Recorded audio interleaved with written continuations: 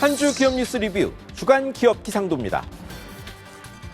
기업 기상 전반은 흐려지는데 흐름 바꿔보려는 노력은 속도 못 내고 있습니다. 왜인지 설명드릴 필요도 없겠죠. 국민들 먹고 사는 문제보다 중요한 것 없다는 점 정치권이 깨닫기 기대하며 기업 기상도 출발합니다. 먼저 지난주 최고 호재 터진 기업 CJ E&M 또 바른손 E&A입니다. 영화 기생충으로 대박 터질 일만 남았습니다. 작년 두 회사가 이 영화로 계약한 투자액은 125억 원. 그런데 칸 영화제 황금 종려상 소식에 제작사 바른손 E&A, 배급사 CJ E&M은 날개를 달았습니다. 국내에선 예매율 급등하며 1,000만 관객 기대 나오고 해외에선 192개국에 팔았습니다. 역대 최고입니다. 칸 영화제 낭보는 봉준호 감독에게 영예고 100주년 맞은 한국 영화의 큰 선물입니다. 하지만 방탄소년단의 글로벌 히트가 그렇듯 경제에도 큰 힘입니다. 다음은 삼성전자입니다. 중국 화웨이에 대한 미국의 정밀 타격에 반사이익을 올릴 최대 수혜주로 꼽히고 있습니다.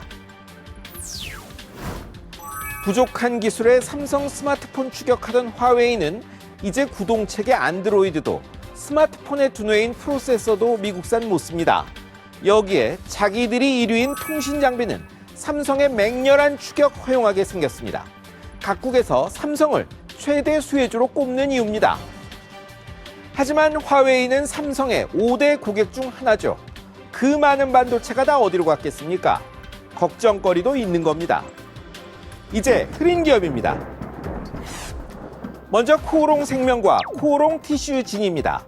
제2의 황우석 사태란 말 나오는 관절염 치료제 인보사 사태로 백척간두에 몰렸습니다. 식품의약품안전처 조사 결과 약의 두 번째 주요 성분이 허가 당시 제출 자료에 기재된 연골세포가 아닌 신장세포로 확인됐고 자료는 허위란 판정이 났습니다. 허가 취소되고 형사 고발됐죠. 개발업체 코오롱 티슈진은 주식거래 정지되고 판매한 코오롱 생명과학은 주가가 급락했습니다. 이게 다가 아닙니다. 투여 환자, 주주들의 소송이 속출해 청구액이 수백억 원은 넘을 것 같습니다. 이웅열 전 코오롱그룹 회장의 작년 갑작스런 퇴진이 의심스럽다는 말까지 나옵니다. 이번엔 간편결제업체 토스 그리고 키움증권입니다. 야심차게 추진했던 인터넷 전문은행 신청에서 모두 탈락했습니다. 최소 한 곳은 되리란 기대가 허무하게 무너졌습니다. 토스는 자금력, 키움은 혁신성이 부족하다는 판정받았습니다. 토스는 본사도 적지 않은데 주요 주주 이탈이 문제됐고 키움은 은행가의 매기 노릇할 비전이 부족하다는 겁니다. 두 곳은 다시 컨소시엄 구성에 재도전할 전망입니다. 자금력과 혁신성을 동시에 갖춘 새 은행 사업자 구하기가 이렇게 어렵습니다. 다음은 넥슨, NC소프트, 넷마블 등등 게임 업계입니다. 세계보건기구 WHO의 게임 중독 질병 규정으로 부글부글 끓고 있습니다. 게임은 문화다. WHO 결정과 보건복지부의 수용 조짐에 게임사들이 SNS에 이런 항의성 글을 올렸습니다. 문화체육관광부도 반대에 나섰고 게임사들은 공동대책위원회까지 꾸렸는데 게임 중독을 질병으로 실제 규정하면 소송도 불사한답니다. 게임 업계가 맞을 수 있습니다. 하지만 게임 중독되면 뇌 구조가 달라진다고 의사들은 말합니다.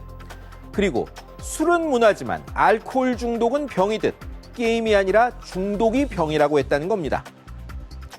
마지막은 항공업계입니다. 입국장 면세점 탓에 큰 부수입 하나가 타격받게 됐습니다. 출국할 때 면세품 사서 갖고 돌아다니기 불편하셨죠? 친지들 선물 깜빡하기도 하고요. 이럴 때 귀국 비행기에서 면세품 샀죠. 그런데 이틀 전 입국장 면세점이 문을 열었습니다. 마지막 면세품 쇼핑을 여기가 낚아채가게 생긴 겁니다. 입국장 면세점이 이제야 생긴 데는 사실 항공사들 반대도 한몫했습니다. 면세품 판매로 총수 일가 일감 몰아주게 할 정도로 쏠쏠했거든요. 이젠 경쟁해야 합니다. 경제는 심리입니다. 나쁜 경기 지표에도 정부가 희망을 걸었던 것은 소비자, 기업의 경기 기대감이 괜찮았기 때문이죠. 그런데 이것마저 꺾였습니다. 지금은 꺼져가는 이 불씨 살릴 마지막 기회입니다. 지금까지 주간 기업 기상도였습니다.